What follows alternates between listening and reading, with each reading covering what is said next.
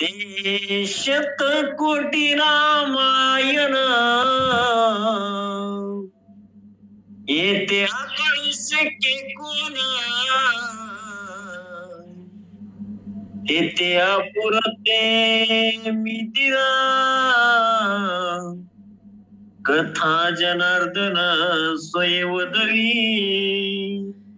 ग्रंथकर्ते श्री संत एकनाथ महाराज सांगतायत, चरित्र रघुनाथस्य शतकोटी प्रविस्तरम एकेकाक्षरम पुसा महापातक नाशनम. मगाच्या सूचकांनी चांगलं सांगितलं महाराज संजय महाराज साखरे, उत्कृष्ट सूचकत्व आहे त्यांचं. अहो राम नाम फुकटचं आहे, ध्यान झालं तेव्हा घ्यायला काय अडचण आहे, सांगितलं सुंदर महाराजांनी. पण आपण घेत नाहीत महाराज, आवर्जून तर घेत नाही, पण कवा चुकून दिवसातून एकदा तरी ध्यान होत असेल की. बायका लेकराचं 1000 वेळा ध्यान होते दिवसातून, मग देवाचं एकदा तरी होत असेल की. मग एकदा तरी झाल्यावर त्याचं नाव घ्यायला काय अडचण आहे. असं असणारं भगवंताचं चरित्र आहे. शतकोटी रामायण आहे, 100 कोटी, आणि याच्यामधलं एक एक अक्षर महापातकाचा नाश करतोय. आपण तर महापातकापर्यंत पोचलेलो नाहीये, महापातकाचा नाश करतोय. आणि एवढं असणारं रामायण कोण आकळणार आहे, कोणाला एवढं रामायण सांगता वाचता येणार आहे. म्हणून मी अपुरता दीन आहे, जेवढं माझ्याकडून जनार्दन महाराज वधवून घेतील तेवढं सांगण्याचा प्रयत्न करतो, असं एकनाथ महाराज बोलतात. करिता लिंग देहाचे मर्दना त्याची जन्मानी ती अर्दना या लागी नावे श्री जनार्दना निज व्याख्यान शास्त्रास्थे. आणि या ठिकाणी ग्रंथकर्ते सांगतायत लिंग देह आहे, सूक्ष्म देह आहे, कारण महाकरण आहे. आणि या लिंग देहाचं मर्दन जो करतो कोणालाच करता येत नाहीये. पंचज्ञानेंद्रिय, कर्मेंद्रिय, पंचप्राणी सगळ्याच मिळून सूक्ष्म देह तयार होतो, लिंग देह तयार होतो. आणि त्याचं मर्दन करणारा जो करतो त्याचंच नाव जनार्दन आहे, असं शास्त्रामध्ये व्याख्या सांगितले, असं ग्रंथकर्ते सांगतात.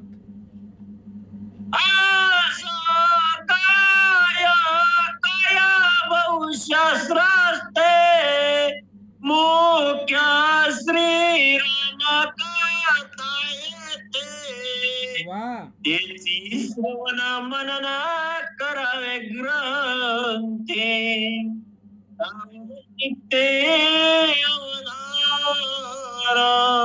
अहो यातला मुख्य भावार्थ म्हणजे रामकथा आहे.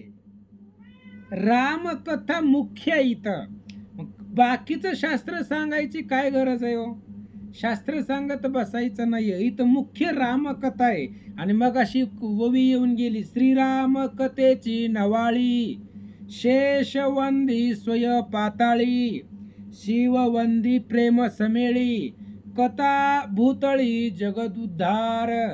रामायणाच्या कथेनं जगाचा उद्धार होतो, अशी असणारी परम पवित्र मनाला रमणीय करणारी रामकथा तीच श्रवण करावी, त्याच रामकथेचा मनन करावं आणि तीच रामकथा सावध चित्ताने ऐकावी, असं सांगतात.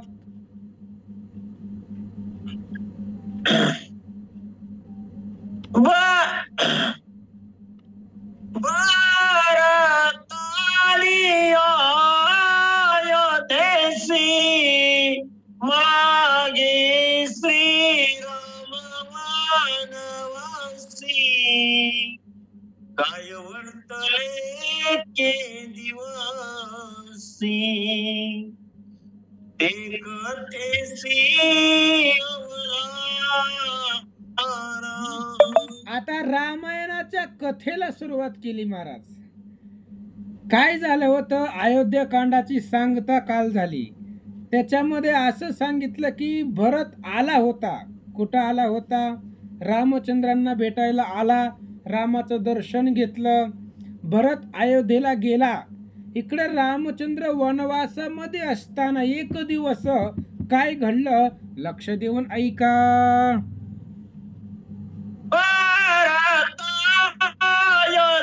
गेली यावरी मागे चित्र कुटवासी ऋषीश्वरी अति उद्वेग चित्ते करी परस्परी भरत अयोध्येमध्ये गेला. रामचंद्रांच्या पादुका घेऊन भरतजी गेले होय. आणि गेल्यानंतर ना इकडं पाठीमाग चित्रकूट पर्वतावरती काय घडलं. चित्रकूट पर्वताच्या आसपास जी ऋषीश्वर होते, जी महाराज मंडळी होते, त्यांच्या मनामध्ये चिंता निर्माण झाली आणि ते आपापसामध्ये चर्चा करू लागले. काय करतात ऐका.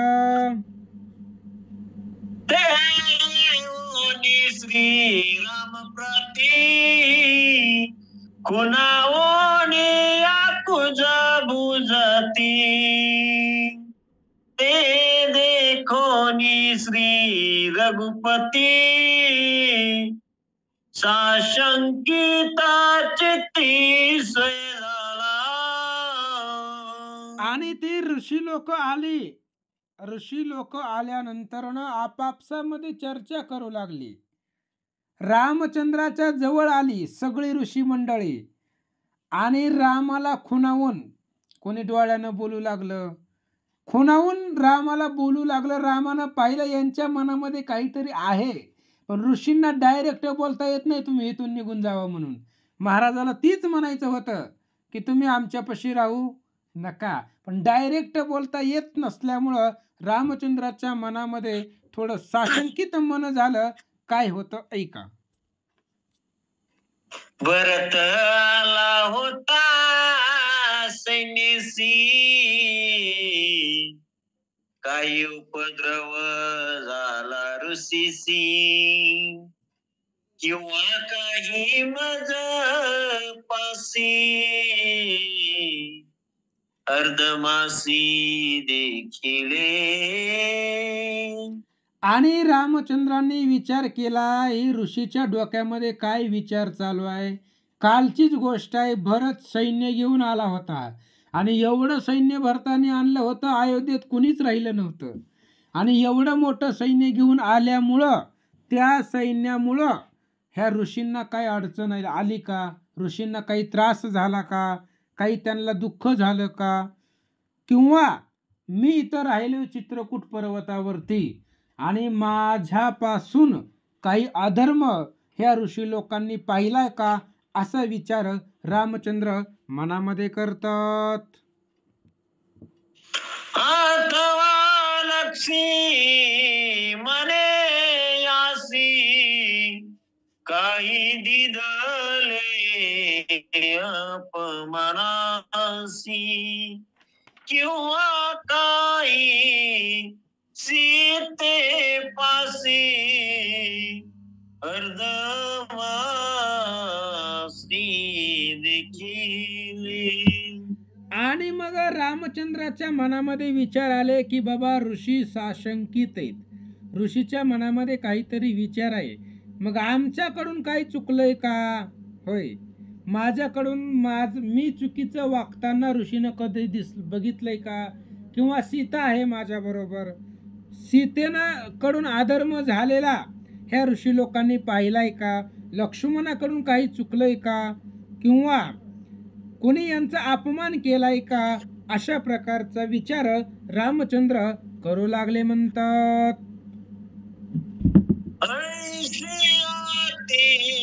चिंता श्रीरामासी तव ते सरले जाबाल ऋषीसी देऊन श्रीराम पासी सत्य रेसी बोलतो. आणि मग रामाच्या मनामध्ये चिंता निर्माण झाली. कालच सांगितलं होतं ना हनुमंतांना, ते चिंतेचा समूळ दाहो, करीते तुझे नाम पहावो, एवढा तुझा नाम निर्वाहो, महाभावो श्रीरामा. हनुमंतांनी काल सांगितलं ना दुसऱ्या अध्यायाच्या अंतीला. रामाच्या मनामध्ये चिंता निर्माण झाली आणि ती जाबाली नावाचे ऋषी होते, वृद्ध होते, वयोवृद्ध होते. ते त्यांना कळले. ती रामचंद्रापाशी आले आणि शांत मधुर स्वरामध्ये जाबाली ऋषी भगवंताला काय बोलतात ऐका. जाबाली ऋषी अतिवृद्ध, तापस माझे अति प्रसिद्ध, इंद्रिय नेमी अति अगाध, प्रज्ञा प्रबुद्ध ऋषीवर्य. आणि जाबाली ऋषी जे होते ते अत्यंत वृद्ध होते आणि म्हाताऱ्या माणसाला अनुभव जास्त असतो. आणि वृद्ध असल्यामुळं तिथं जेवढे ऋषी मंडळी होते चित्रकूट पर्वताच्या आसपास, त्या सर्व ऋषीमध्ये प्रसिद्ध होते, श्रेष्ठ होते, इंद्रियावरती सत्ता मिळवलेले ऋषी होते. ते असणारे महाराज रामचंद्रापाशी आले. काय बोलतात ऐका. ऐसा जो का ऋषी जाबाली, तेने करनिया कृतांजली, मृदू मधुर वाक्ये मंजुळी, श्रीरामाजवळी बोलता. असा असणारे जाबाली ऋषी रामचंद्राच्या समोर आले, हात जोडले, गोड मृदू मंजूळ आवाजामध्ये रामचंद्राच्या जवळ महाराज काय बोलतात ऐका. श्रीरामापासून दुष्चरित, न घडे जागृती स्वप्न सुषुप्तीत, तुझे निनावे दुष्कृती तरत, तो शंकित का होसी. आणि त्यावेळेस जाबाली ऋषींनी बोलायला सुरुवात केली. म्हणले, रामा, तुमच्यापासून दुश्चित घडतच नाहीये. जागृती, स्वप्नी आणि सावध असताना, सुषुप्तीमध्ये असताना, गाढ झोपेमध्ये असताना तुमच्याकडून कधीच वाईट कृत्य, दुश्चरित घडणार नाहीये. अहो, तुझ्या नामानं दुष्कृत्य तरून जाते. होय, किती जरी पापी असला तरी भगवंताच्या नावानं तरून जातो. मग अशी त्या ठिकाणी सांगितलं की नामे उद्धरिली कुंटिनी. एवढे असणारं भगवंताचं नाव पवित्र आहे, त्याच्यामुळं तुम्ही साशंकित होणं योग्य नाही, असं जाबाली ऋषी बोलतात.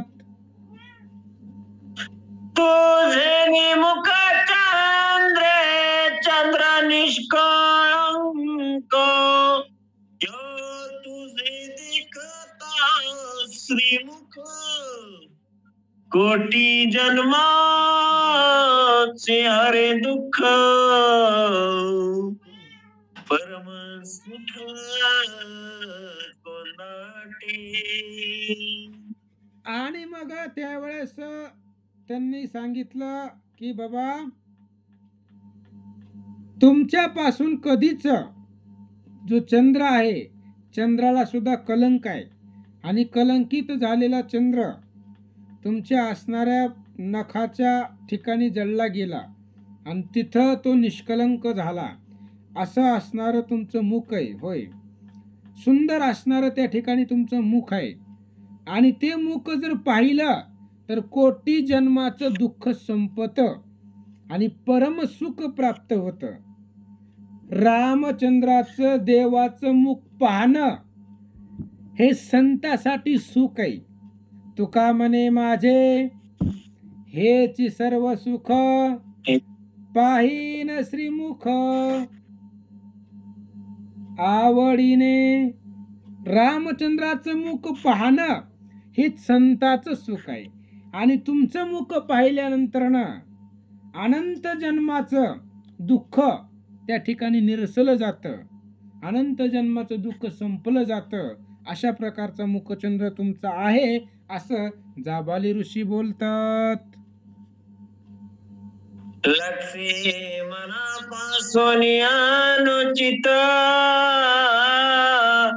मूर्खई सत्य न मानित,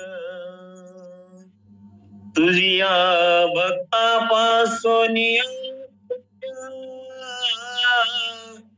न घडे निश्चित श्रीराम. आणि त्या ठिकाणी सांगितलं, रामा अहो लक्ष्मणापासून चुकीचं घडतच नाही आणि मूर्ख व्यक्ती सुद्धा हे मान्य करत नाहीये की लक्ष्मणाकडून काही चुकीचं घडलंय. लक्ष्मण निस्सिम भक्त आहे तुमचा, त्याच्या मुखात सदोदित तुमचं श्रीमुख त्याच्या समोर आहे. त्याच्यामुळे लक्ष्मणापासून काही घडणार नाहीये, तुमच्यापासूनही काही घडलं नाहीये.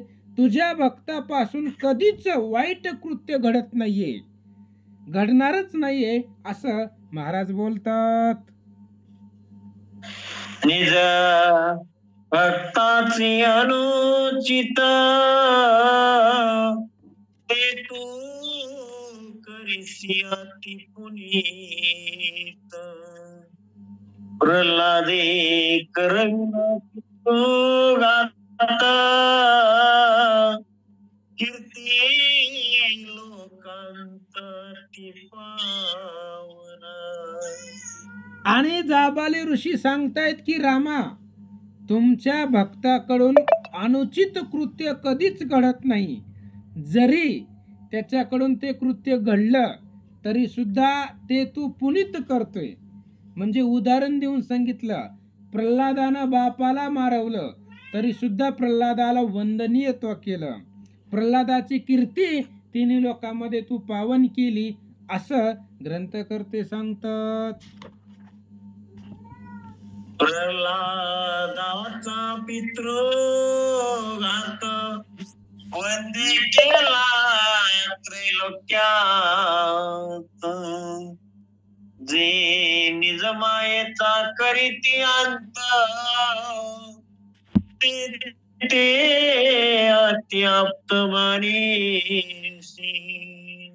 आणि त्यावेळेस त्यांनी सांगितलं, कोणी ग्रंथक जाबाली ऋषी सांगतायत की रामा प्रल्हादानं पितृघात केला, त्या प्रल्हादाला त्रैलोक्यामध्ये वंदनीय करून टाकलं. परशुरामानं आईचा वध केला, त्या परशुरामाला तू सुद्धा आपलं जवळचं सख्यत्व मानतायत. म्हणजे तुमचे जे भक्त आहेत त्या भक्तानं काही जरी केलं तरी सुद्धा ते पावन करण्याचं ताकद तुमच्याकडे आहे असं महाराज बोलतात. मातृघात पितृघात जे जे करीती तुझे भक्त, ते मानिसी परमाप्त, अति पुनीत अति लोके. आणि त्या ठिकाणी सांगितलं, रामा ज्यानं आईचा घात केला, ज्यानं वडिलांचा घात केला, मातृघातकी असणारा परशुराम आहे आणि पितृघातकी प्रल्हाद आहे. आणि ह्यांनी आईचा एकाने घात केला, एकाने बापाचा घात केला, तरी सुद्धा तू ह्याला वंदनीय केलं आणि ह्यांचं नाव जरी घेतलं तरी राम भेटतो. कुणाच्या नावानं? ज्यानं आईला मारलं, होय, ज्यानं बापाला मारलं, त्याचं नाव जरी घेतलं तरी त्याच्या नावानं देव भेटतो. म्हणून त्या ठिकाणी असणाऱ्या तुझी भक्त त्याची कीर्ती तू पावन करतो. जाबाली ऋषी बोलतात. मातृघातकी परशुरामा, पितृघातकी प्रल्हाद परमा, या दोघांचा स्मरता नाम भेटे श्रीराम स्वानंदे. आणि अशा प्रकारे तुझे भक्त आहेत. भक्ताकडून काही जरी घडलं, वाईट कृत्य जरी घडलं, तरी त्या वाईट कृत्याला पावन करणारे तुम्ही आहेत. परशुरामानं रेणुकेचा घात केला, प्रल्हादानं हिरण्यकशिपूचा घात केला. ह्या दोघांचं जरी नाम घेतलं तरी तू भेटतो असं सांगतात.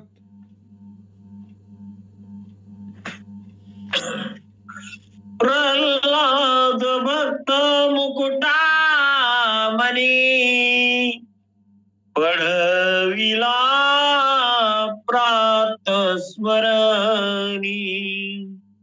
तुझ्या ब्रह्मचारी शिरोमणी विधी पुराणी वाणिजे. आणि या ठिकाणी सांगितलं प्रल्हादाला भक्तामध्ये मुकुटमणी केला आणि ते प्रल्हादाचं नामस्मरण सकाळी सकाळी लोक करतायत. दुसरा ब्रह्मचार्यामध्ये शिरोमणी केला. कोण? परशुराम. आणि परशुराम एवढा श्रेष्ठ आहे, त्याच परशुरामानं भीष्माचार्याला त्यांनी विद्या दिली, कर्णाला विद्या दिली. असे असणारे परशुराम ब्रह्मचार्यामध्ये त्या ठिकाणी शिरोमणी केले. वेद पुराणामध्ये प्रत्येक ग्रंथामध्ये त्यांचं चरित्र आहे असं या ठिकाणी बोलतात.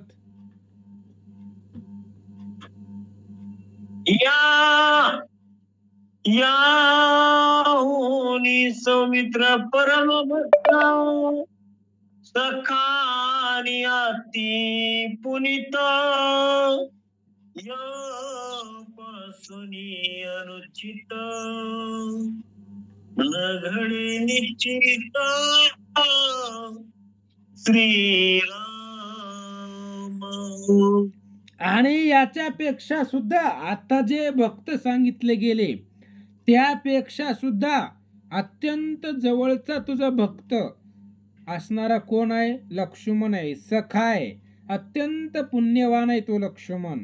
आणि त्या लक्ष्मणापासून कधीच वाईट अनुचित कृत्य घडणार नाहीये असं जाबाली ऋषी सांगतात. सीता तुझी धर्म पत्नी आयो निजा जनक नंदिनी अधर्म ती पासुनी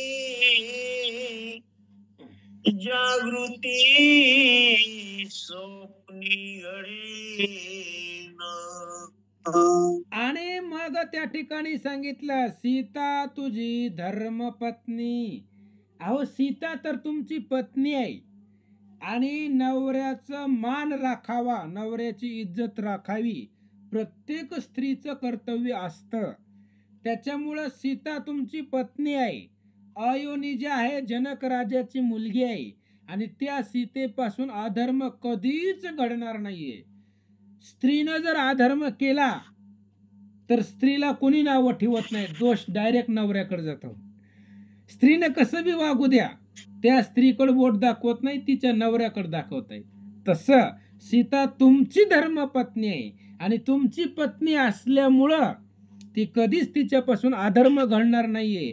जागृती स्वप्नी घडेना. सीता जागृतीमध्ये असू द्या, झोपीत असू दे किंवा गाढ सुषुप्तीमध्ये असू द्या, तिच्याकडून कधीच अधर्म घडत नाहीये असं सांगतात. धर्माची आशंकता तुम्हा माझी नाही श्री रघुनाथा. ऋषी बोलती जे वार्ता ते ऐकता सांगेन. आणि मग सांगितलं रामा, मग ही अधर्माची आशंकता तुमच्या मध्ये नाहीये. तुम्ही तिघांमध्ये सुद्धा, तिघांकडून सुद्धा अधर्म घडू शकत नाहीये, कारण तू धर्माची मूर्ती आहे. धर्माची तू मूर्ती, पाप पुण्य. मग धर्माची मूर्ती असणाऱ्याकडून अधर्म घडेल का? नाहीये. मग तुझी पत्नीकडून अधर्म घडणार नाही, लक्ष्मणाकडून घडणार नाहीये. मग ऋषीच्या मनामध्ये काय चाललंय ते सांगतो, ऐका. जनस्थानी असते जे जाण्या, त्या तापसाचे अतिकंदन, राक्षसी केले अन्योन्य, ते भय संपूर्ण सांगती ऋषीवर्या. आणि ह्या जनस्थानामध्ये जी लोक राहतायत त्या महाराज लोक आहेत, ऋषी मंडळी आहेत, त्यांचं कंदन झालंय. इथं या जनस्थानामध्ये राक्षस खूप आहेत आणि त्या राक्षसांनी ह्या ऋषींना खूप त्रास दिलेला आहे. त्याच्यामुळं त्या राक्षसांची भीती मनामध्ये त्यांच्या ऋषींच्या मनात आहे, असं या ठिकाणी महाराज बोलतात.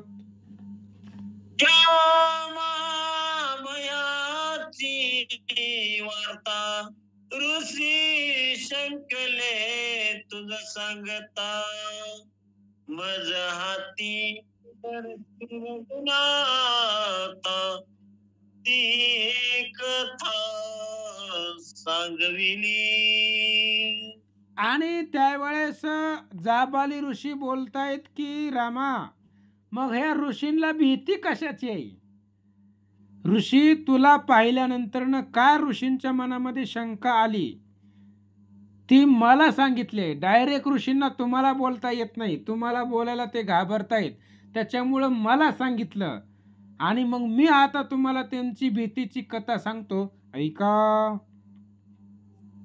तपसा करी कोण बांधू, ऐसा पुसती सबंधू, रावणाचा धाकटा बंधू, खरं नामे आगाध राक्षस तो.